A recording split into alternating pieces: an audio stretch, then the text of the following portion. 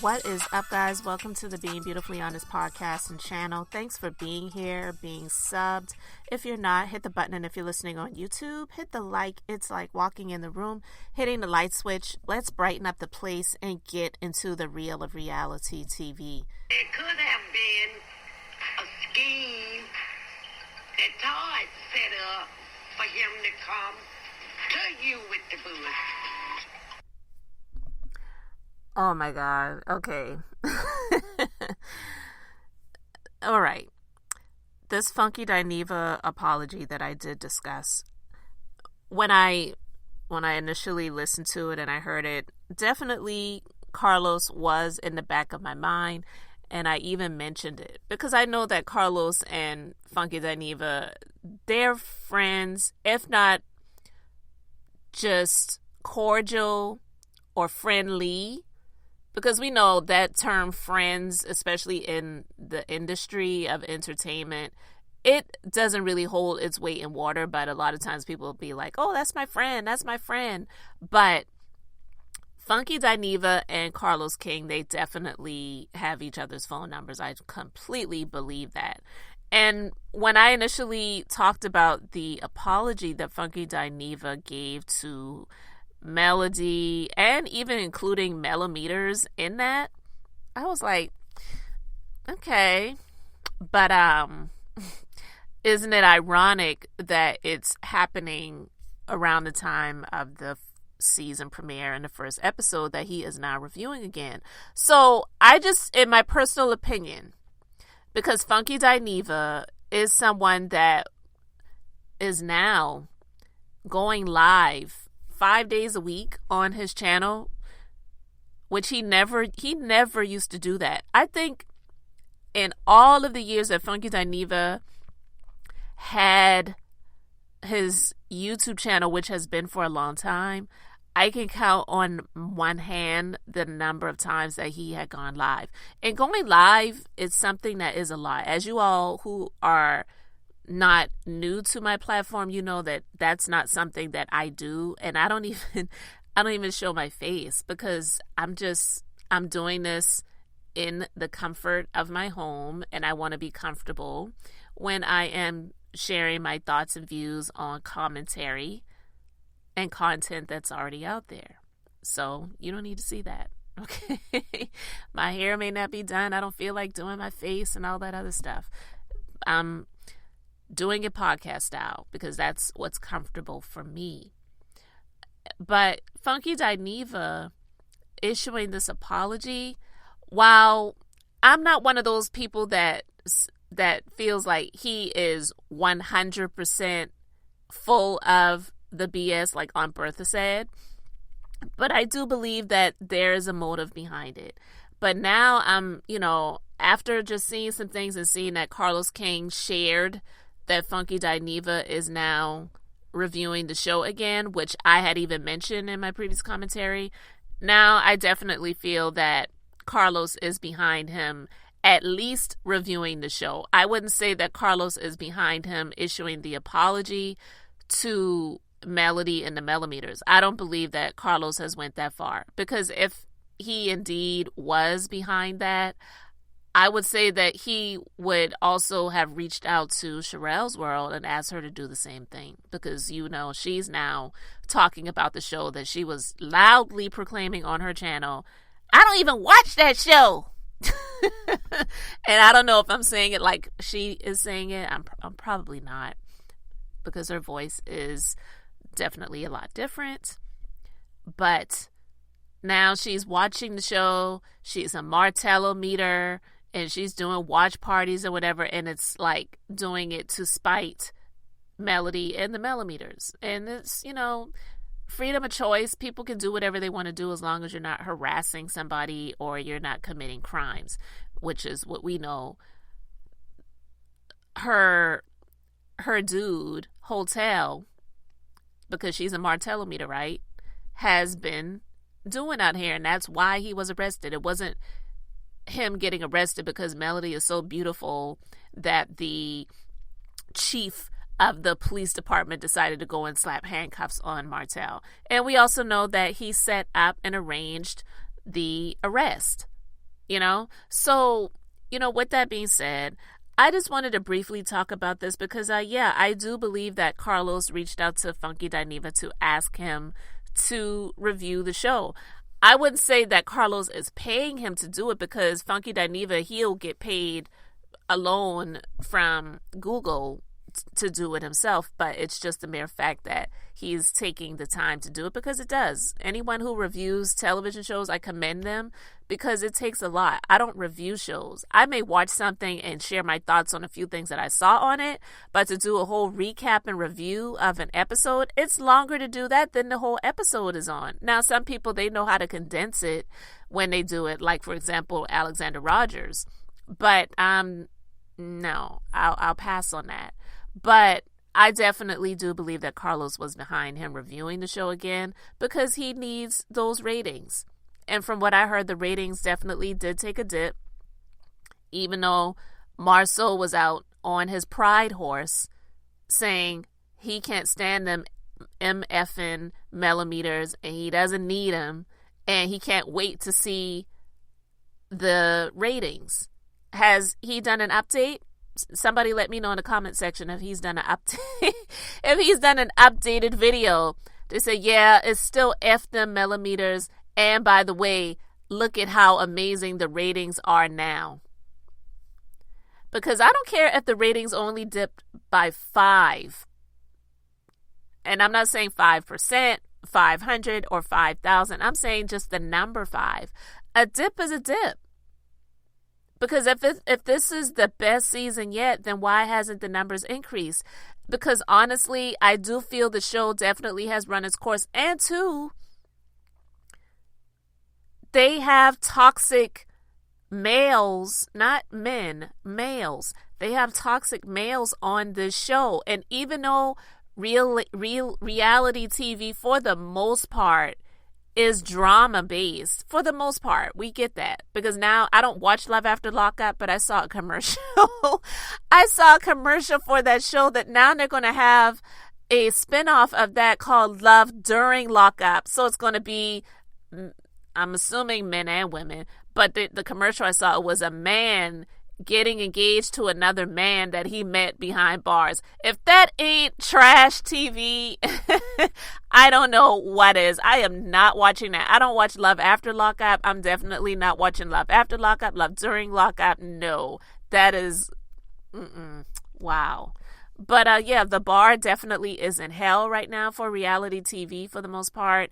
And even with the bar being in hell, it doesn't mean that people want to see these toxic males on a show that's called Love and Marriage Huntsville. That's why some people have a Freudian slip and they call the show Love and Hip Hop, because when you think of love and hip hop, you think of the toxic relationships. It's not really love. The word love is actually a play on words, if you will, because think about it. When Love and Hip Hop started, Love and Hip Hop started in New York. Now I don't even think they have it anymore. Now it's just Love and Hip Hop Atlanta. But when they had it initially, it was just called Love and Hip Hop. That's when Chrissy, when Yandy wasn't even on it yet. She didn't come on until the second season. See, guys, I told you all I watched a lot of reality TV back in the day. I don't watch that show anymore. But it started out with Chrissy, Swiss Beats ex-wife Mashonda, what's her name? Emily, who is Fabulous's baby mama. Saw her crying all the time about her relationship with Fabulous, and years later we saw that he knocked her 2 front teeth out of her mouth like crazy, right? And and then on the second season of that show we saw Chrissy, who was Jim Jones. Are they even engaged? They're still together, but they never got married. We saw her propose to him. We saw her knock out Kimbella, because that's the season that Yandy came on, and she's been on Love and Hip Hop ever since. Now she's on Love and Hip Hop Atlanta. The word love is just really a play on words, because there wasn't even any real love there. We saw Jim, what's his name? The one that, I don't remember his name right now. It's early, guys, as I'm recording this, but the one that was living with one, got married to his artist, they was having competing babies and pregnancies, and it was just crazy, right? There was no real love there. So the word love, I'm just saying all of that to say the word love was just a play on words.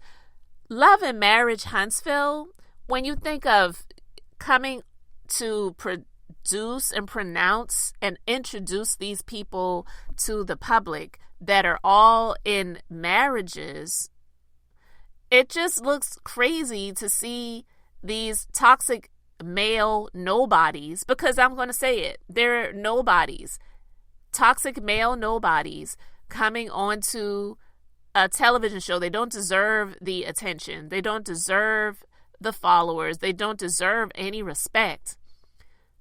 Being in these toxic marriages. Marriage already has a horrible stigma in the first place. So to introduce this concept to the public, and then all we see is hotel, a male that was just continuously terrible to his wife, trying to control her, wanted her to stay in a terrible marriage. We see one man who's now being sued on a number of counts, and I'll talk about that separately, and how he, I believe, in my personal opinion, got married for the show and for convenience while he moves his son from his previous marriage down to Alabama to make this woman who already had a son but was no longer having to raise him, now pretty much raising a child, because he's always gone doing what? God knows what. I really don't know. And then the other one who refused to renew his vows just for fun on TV. You're already married to the heifer, and he couldn't just say, yeah, let's just do it. Stand in front of this preacher in this Vegas chapel and renew our vows for the television show. He couldn't even go along to get along, and he's already married, okay? Went off to Africa because he just needed some time by himself and left her and their 3 kids home to fend for themselves. And, oh, by the way, no cell phone service while I'm out there. It's crazy. Like, this is this type of stuff that nobody wants to see. We know that there are a lot of terrible marriages in reality, in the real world. But nobody wants to sit and have a front seat to watch it and act as if it's entertaining. It's not. So, yeah, the show's numbers have fell off for those reasons. Not because the millimeters were, you know, those people who are millimeters had a meeting with Melody. She called everyone onto a conference call or a Zoom meeting or whatever, you know, and told them, all right, stand back and stand by. Like, it's crazy to think that these people who are on the show could be disrespectful to their wives and also disrespectful to the viewing audience that by and large actually do support Melody, because I am a supporter of hers. I'm not a millimeter, and I can't stand to watch it. I just can't stand it. So I didn't have to have anyone direct me to not tune into that trash anymore. I'm not even a big TV person like that anyway. I'll watch stuff when I feel like watching it, but I have a busy life and I have a lot going on. I have businesses. I don't have any little kids. You know, I got a life. So I don't need to watch that. Like when he said on his video, Gumby said, what else y'all going to be doing? What else y'all going to be doing? It's like really as if the only people who watch the show are some lonely spinsters who have had terrible relationships. And like they like to say, the millimeters are people who are trauma bonding because they're lonely, middle-aged. It's just disrespectful. It really is. If I were a millimeter and, or, you know, labeled those terrible things that they tried to label them, it's like, wow.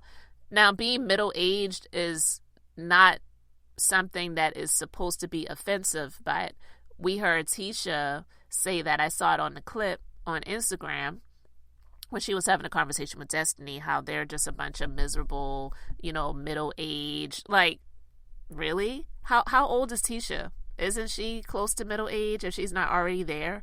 So it's almost like you're knocking yourself. I feel that sometimes people feel like, because you're walking around wearing tight clothing that's, one or two sizes too small, you had your body redone and whatever, that you're a younger age than you actually are. Or because you're not looking like Aunt Bertha and Aunt Nora, okay, that you are a teeny bopper. You might be listening to Sexy Red and Doja Cat, but that doesn't make you a teeny bopper, okay? So anyway, was Carlos behind the apology? I don't believe he was behind the apology now, but I do believe he was behind funkydineva getting back into reviewing the show. I really am. Just my personal opinion. But anyway, guys, I just wanted to talk about that really quick. Was the apology sincere?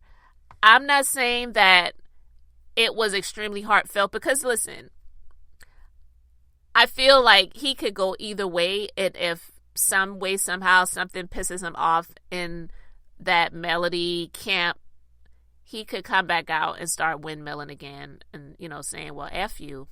Possibly. I don't know. Because I do feel like he has done things like that. I saw it with Tamika Raymond, who was Usher Raymond's ex-wife, where he went off on her, or about her, not went off on her, he went off about her, and then she did a statement on her social media in response to him, and then he came out and he issued an apology. But she didn't respond to it because I don't believe she accepted it, because it's like what's done is done. So do I believe the apology? I don't want to say that it was 100% faked, but do I believe that there wasn't a motive behind it? Yeah, I believe there was some, sort of motive behind it. But do I believe Melody has accepted it? I don't. And I definitely don't foresee her doing another interview with him on his channel. And it's really sad because when I did see that he was like, I don't F with Melody, I was like, wow. I mean, because I do remember when he interviewed her on his YouTube channel. And that was one of the times that I could count on one hand that he actually did do something live. He was not someone that went live a lot. Now he does it 5 days a week to piss off the people at Fox Soul after they let him go. And some people say he didn't get fired, he quit. They didn't renew his contract. They offered him a crap contract and he didn't accept it, which is what they wanted. Period. Because if they wanted him, they would have given him what he had asked for. But anyway, guys, let me know your thoughts in the comment section. Thanks for being here, liking, and subscribing. I'm Beth, just being beautifully honest. So until next time, I wanted to keep it brief, beautiful, and now I'm going to say bye.